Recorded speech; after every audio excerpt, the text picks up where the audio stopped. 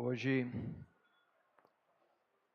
e amanhã concluir o livro, a carta de Paulo aos Colossenses. Nós estamos no capítulo 4 e eu vou abordar hoje do 2 ao 6. E amanhã o irmão Magno vai prosseguir do 7 em diante. Vamos ler então Colossenses, capítulo 4, versículo 2 ao 6. Perseverai na oração, vigiando com ações de graça. Suplicai ao mesmo tempo também por nós, para que Deus nos abra a porta à palavra, a fim de falarmos do mistério de Cristo, pelo qual também estou algemado, para que eu o manifeste como devo fazer. Portai-vos com sabedoria para com os que são de fora.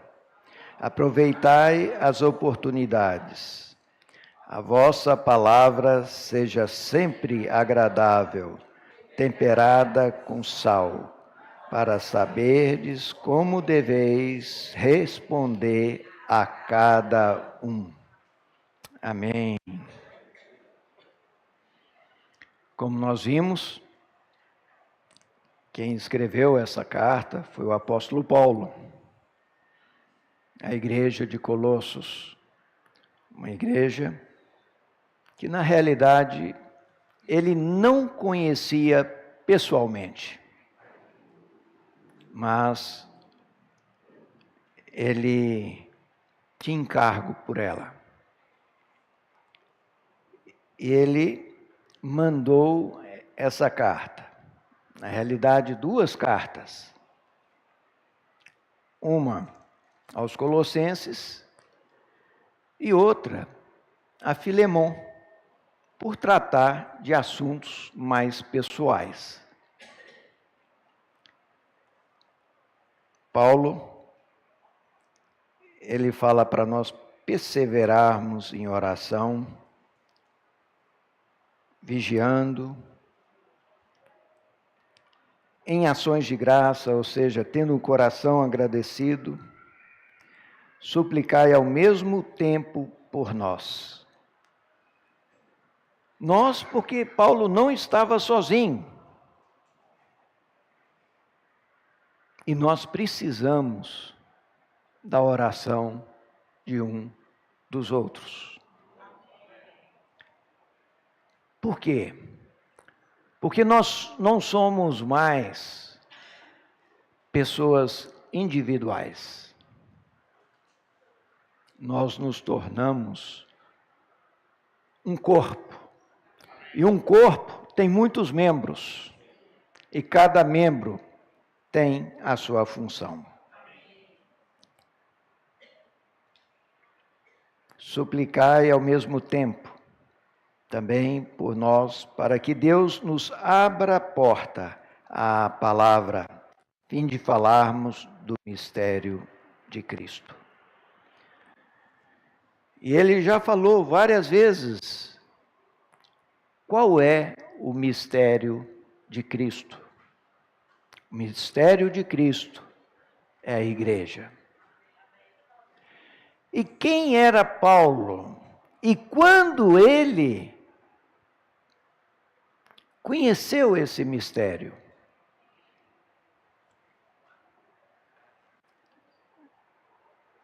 Hoje, nós abordaremos, principalmente, Paulo. Mas não só ele. Nós veremos também Moisés, Jeremias e Pedro. Por quê? Porque nós vamos ver que há muita coisa em comum entre eles. Então, nós vamos começar por Moisés. Moisés, capítulo 3 de Êxodo, segundo livro da Bíblia. Aqui, Moisés, que era uma criancinha, ele foi lançado nas águas do Nilo, e uma princesa o achou e o criou como filho. Mas Deus providenciou que a sua ama de leite fosse a sua própria mãe. Então, até ser desmamado, e naquele tempo desmamava mais tarde, ele teve consciência de que ele fazia parte do povo de Deus. Quando aos 40 anos, ele decidiu, pela sua própria força, libertar o povo. Enfiou os pés pelas mãos, acabou assassinando um egípcio e sendo perseguido pelo faraó. Ele se refugiou na terra de Midian, onde durante 40 anos ele só ouviu o balido das ovelhas. Toda a sua formação militar, toda a sua cultura, tudo ficou ali amortecido. Quando então, um dia, ele estava no deserto, eis que acontece algo. Êxodo 3, vou ler o 9. Pois o clamor dos filhos de Israel chegou até mim, e também vejo a opressão com que os egípcios estão oprimindo. Vem agora, e eu te enviarei a Faraó, para que tires o meu povo, os filhos de Israel, do Egito. Isso é Deus que está falando. Então disse Moisés a Deus: quem sou eu para ir a Faraó e tirar do Egito os filhos de Israel? Então aqui, quando ele, já mais maduro,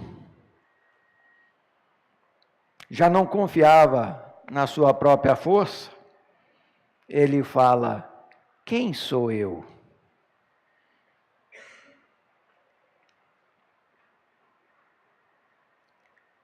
Deus lhe respondeu, versículo 12: eu serei contigo, e este será o sinal que eu te enviei, depois de haveres tirado o povo do Egito.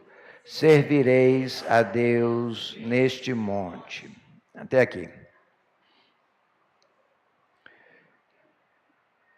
O 13, disse Moisés a Deus: eis que quando eu vier aos filhos de Israel, e lhe disser: o Deus de vossos pais me enviou a vós outros, e eles me perguntam: qual é o seu nome? Que lhes direi? Disse Deus a Moisés: eu sou o que sou. Disse mais: assim dirás aos filhos de Israel: eu sou, me enviou a vós outros. Aqui, Deus, pela primeira vez, revela o seu nome próprio. Ou melhor dizendo, o significado do seu nome próprio. Eu não sei qual o seu nome, Valfrido, qual o significado do seu nome?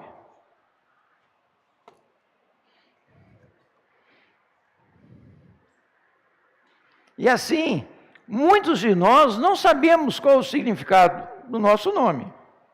Alguns sabem.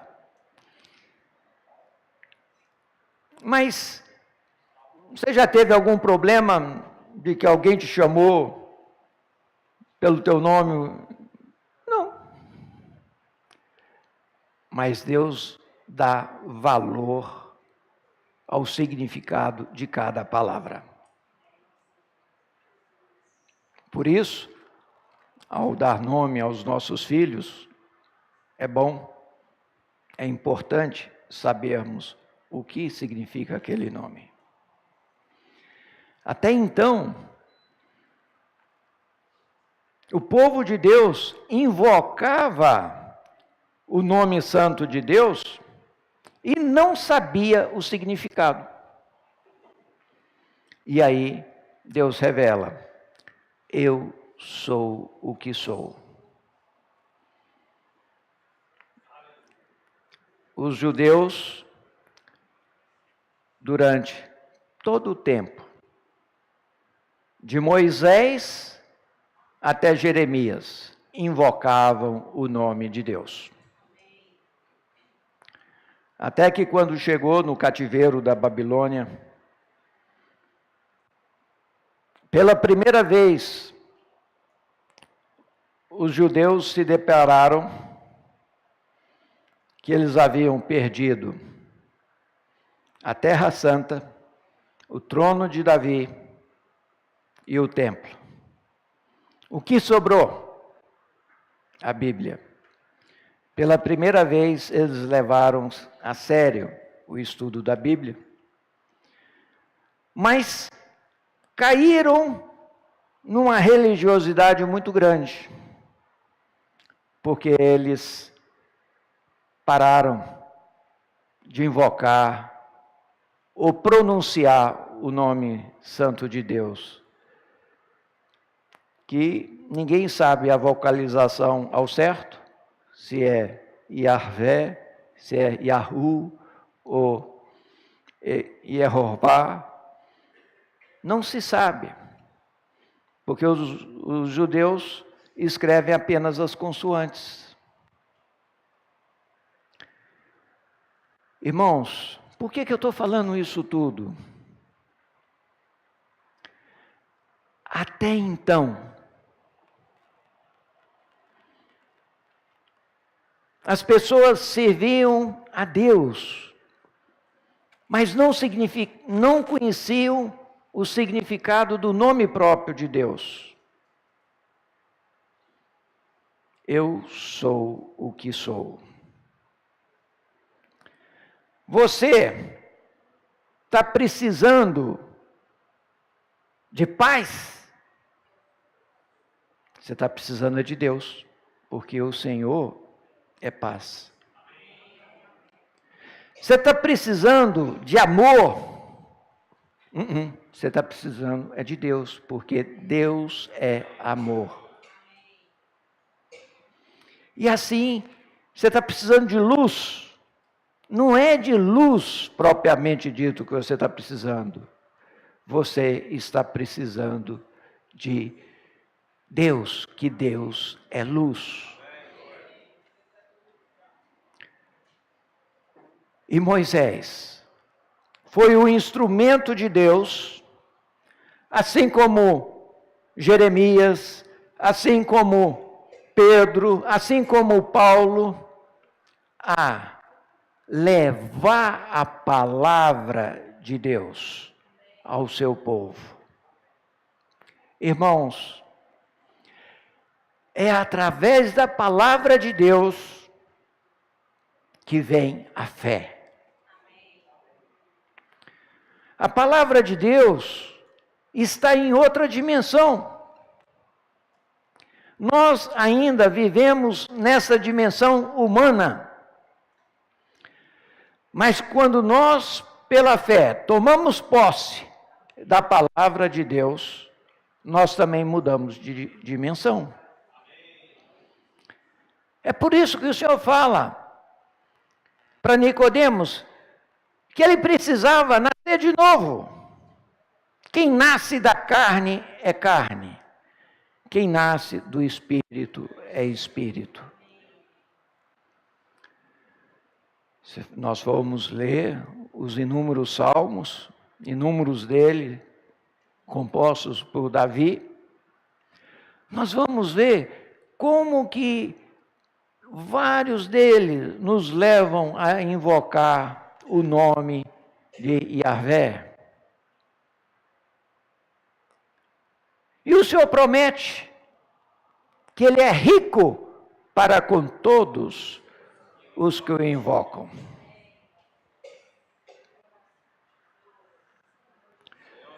Mas muitas vezes nós nos atemos apenas em buscar as riquezas.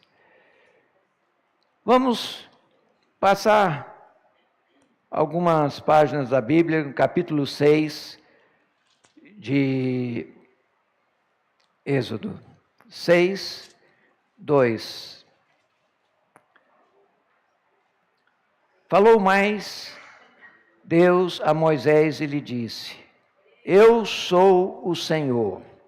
Apareci a Abraão, a Isaque e Jacó, como Deus Todo-Poderoso, mas pelo meu nome, o Senhor, não lhes fui conhecido.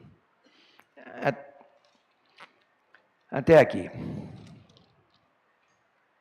Mas pelo o meu nome, o Senhor. Quando está tudo em letra maiúscula, a gente chama caixa alta, quer dizer, no original está YHWH.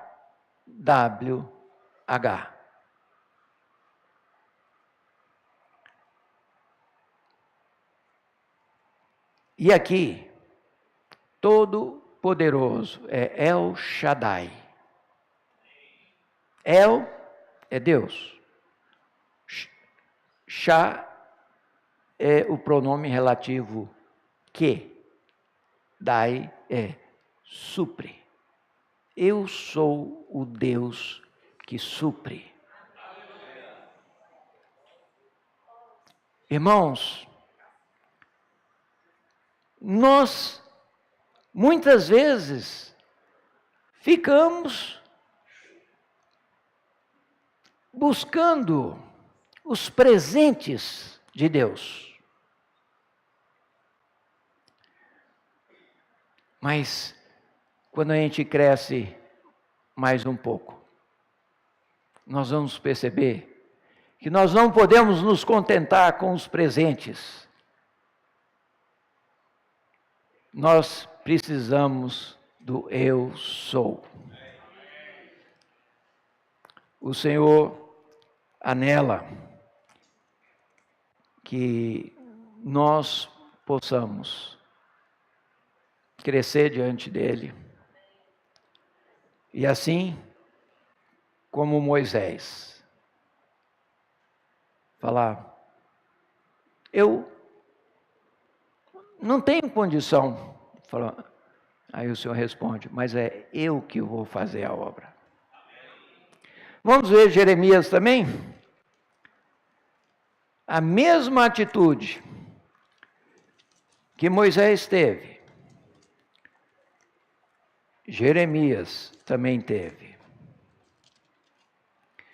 Aqui no capítulo 1 de Jeremias,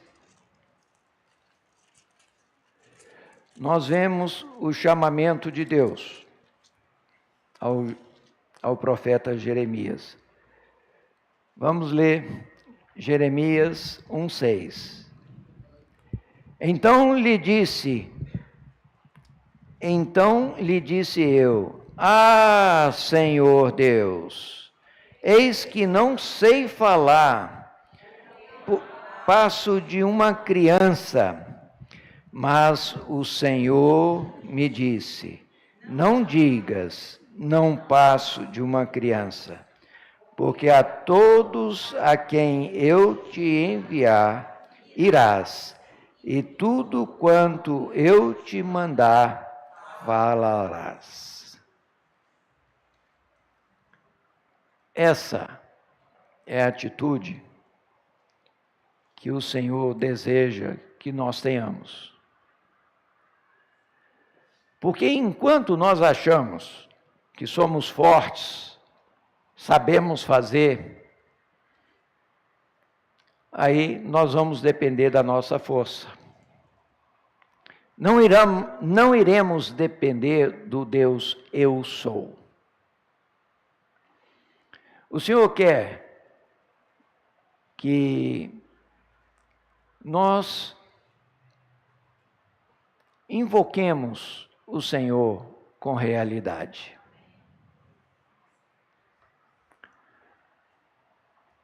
Como eu disse, durante aproximadamente 1000 anos, de Moisés ao cativeiro da Babilônia, os judeus falaram o hebraico. Mas quando eles chegaram na Babilônia, eles tiveram que aprender uma outra língua, o aramaico. Por quê? Porque eles se tornaram a minoria, eles estavam ali no meio dos babilônicos, que tinham a mesma origem que eles, porque Abraão nasceu também naquela região. E lá eles falaram uma língua muito parecida, talvez igual o italiano para o português. Logo eles aprenderam a falar o aramaico. E eles pararam de falar o hebraico como língua cotidiana. No tempo do Senhor Jesus, todo judeu era bilíngue. Eles, no cotidiano, falavam o aramaico, mas rezava em hebraico.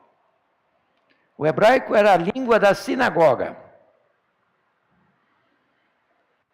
Agora, vocês vão entender melhor a postura do judeu Saulo.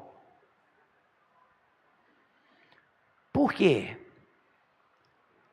Porque ele era zeloso pelo cumprimento da lei. E ele observou que alguns judeus estavam invocando o nome santo de Deus. Porque o nome Yehoshua, que é Jesus, é um nome composto. Eu sou a salvação. Shua é salvação. Yeho é o início, é a forma abreviada. Então ele considerava aquilo uma blasfêmia. Esses meus irmãos compatriotas estão profanando o mandamento de Deus. Não tomarás em vão o nome santo. Então, ele começou a perseguir. E essa perseguição dele não se limitou a Israel. Quando ele pega autorização dos principais sacerdotes para ir até para Damasco. E quando ele estava a caminho de Damasco, vamos ver o que aconteceu. Vamos abrir a carta, ou melhor, o livro de Atos dos Apóstolos, capítulo 26.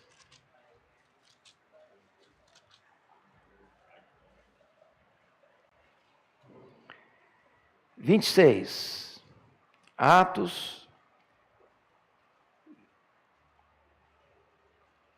26, 14. Atos 26, 14. E caindo, todos nós por terra, ouvi uma voz que me falava em língua hebraica: Saulo, Saulo, por que me persegues? Dura coisa é recalcitrares contra os agrilhões. Aqui está um português meio elevado. Dura coisa é dar murro em ponta de faca. Seria isso aí. Agrilhão é ferrão, né? Então, recalcitrar é você bater na ponta do ferrão, dar murro em ponta de faca. Vou repetir. Saulo, Saulo, por que me persegues? Dura coisa é recalcitrares contra os agrilhões. Então eu perguntei: quem és tu, Senhor? Ao que o Senhor respondeu: eu sou Jesus, a quem tu persegues. Eu sou Jesus, a quem tu persegues. Saulo poderia ter perguntado: mas Senhor, eu nunca persegui a ti. Mas ali, o Senhor revelou o mistério de Cristo. Ele estava perseguindo a igreja. Ele estava perseguindo aqueles que invocavam o nome de Jesus. Ali, Saulo, ele viu a igreja. Estava um tanto confuso ainda.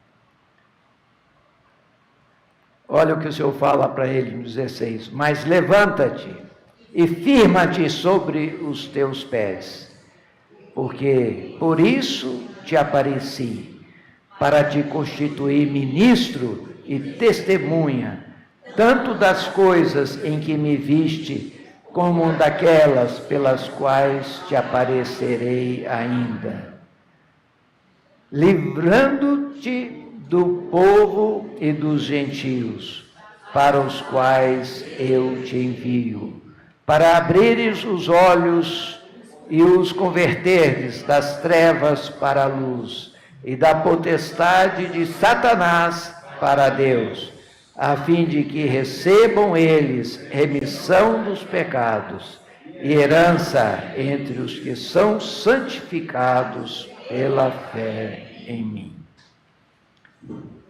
Aqui é um mistério para nós. Deus chama o principal perseguidor da igreja. Embora ele estivesse perseguindo, ele tinha um coração puro. Talvez por isso o Senhor apareceu a ele, pessoalmente, e revela a sua igreja a ele. E é interessante. Paulo é o que mais fala a respeito de nós invocarmos o nome de Jesus.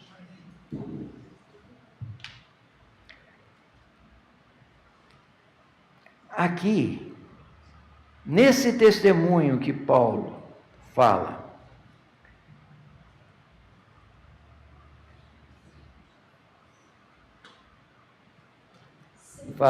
mas levanta-te, firma-te sobre os teus pés, porque por isso te apareci, para te constituir ministro e testemunha, tanto das coisas em que me viste, como daquelas pelas quais te aparecerei ainda. Irmãos, na religião, se você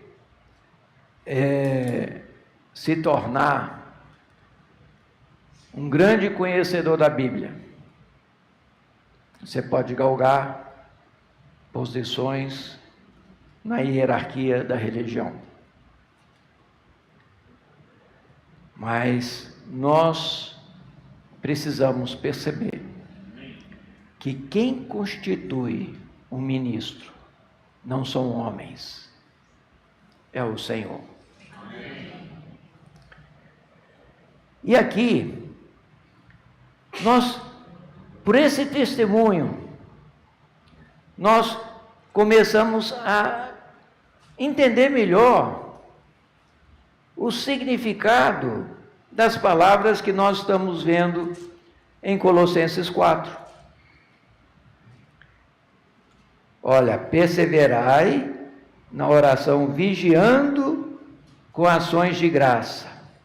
Suplicai ao mesmo tempo também por nós, para que Deus nos abra a porta à palavra, a fim de falarmos do mistério de Cristo, pelo qual também estou algemado, para que eu o manifeste.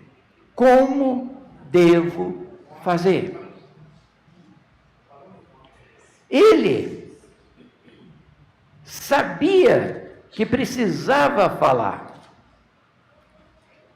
mas ele não se põe numa posição superior aos irmãos. Essa é uma posição de um ministro de Deus. Nós precisamos saber que nós fazemos parte desse corpo. Nós somos membros do corpo de Cristo.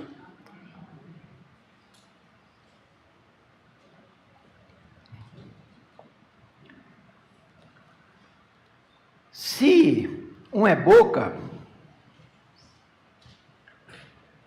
ele não é melhor do que os outros. É por isso que nós pedimos que os irmãos orem para que nós sejamos fiéis ao falar do Senhor. Aqui está a palavra, que em grego é logos, a palavra escrita. Mas quando nós estamos a pregar a palavra, essa palavra é a palavra aplicada, a palavra rema, é o falar profético. Mas se nós, ao pregarmos essa palavra, não formos fiéis ao que está escrito, nós teremos problema com o Senhor, por sermos servos infiéis.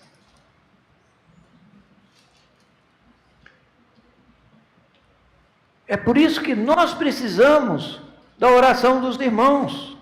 Paulo precisava.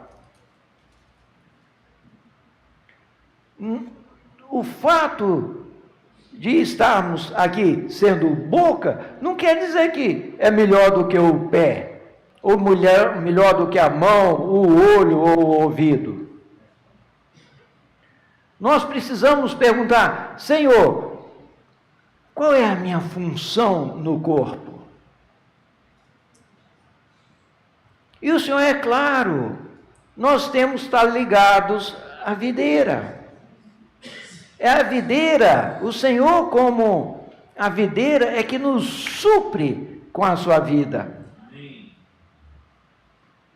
É a palavra que nos traz a fé. A palavra de Cristo é que nos traz a fé.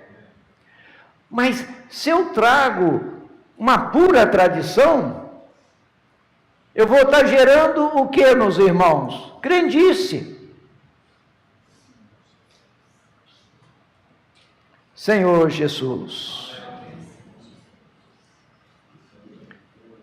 Prosseguindo aqui em Colossenses, fala: portai-vos com sabedoria para com os que são de fora.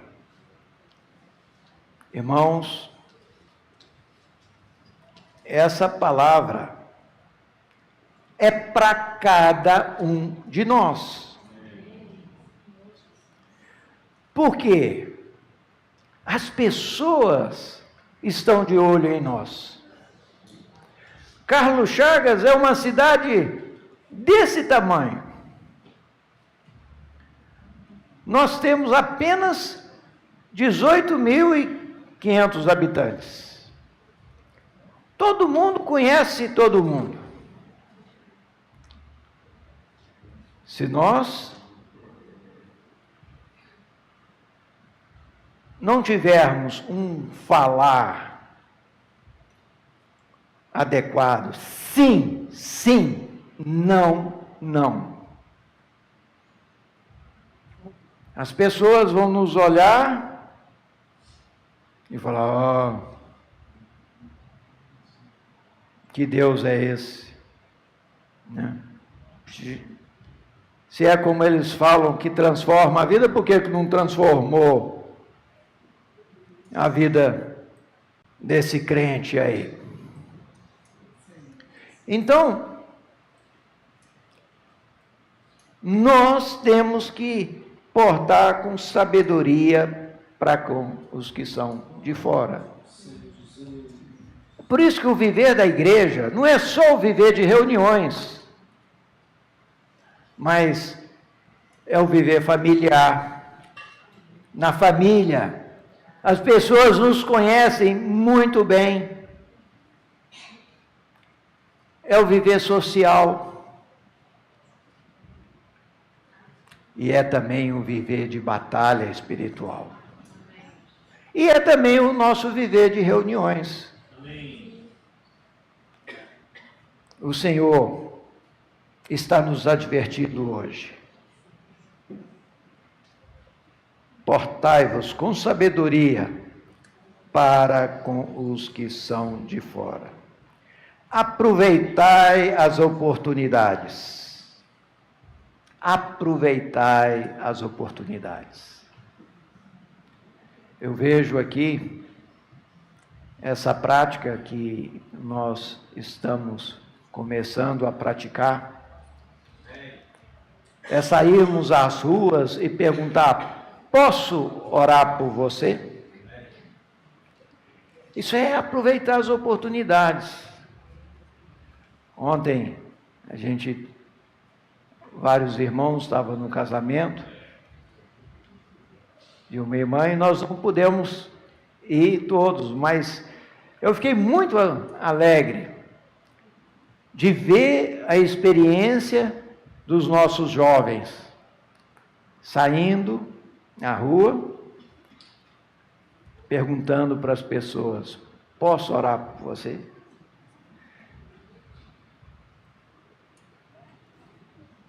Agora, o que adianta eu sair se a pessoa me conhece e eu já dei o cano nela, não paguei a dívida que tinha? Ou se eu mentir para ela? Se ela me viu tratando mal a minha mãe? Aí o nosso falar não terá peso. Senhor Jesus,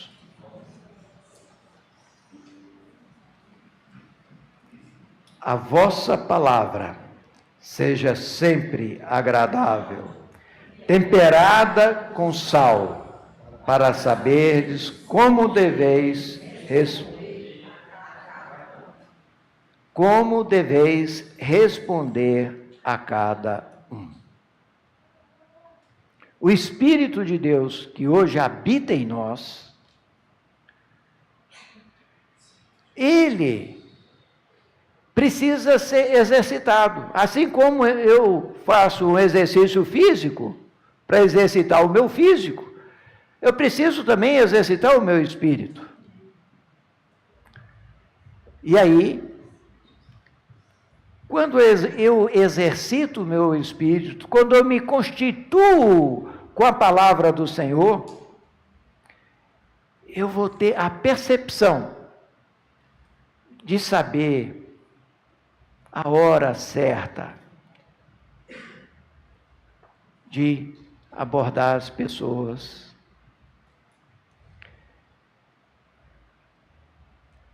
A resposta a cada um. Senhor Jesus, que nós possamos tomar essas orientações do apóstolo Paulo, né? Com sabedoria. Mas o tempo correu, eu vou ficar devendo o exemplo de Pedro. Mas nós podemos nos levantar, multiplicar em pequenos grupos e compartilhar entre nós aquilo que o Senhor nos deu. Amém?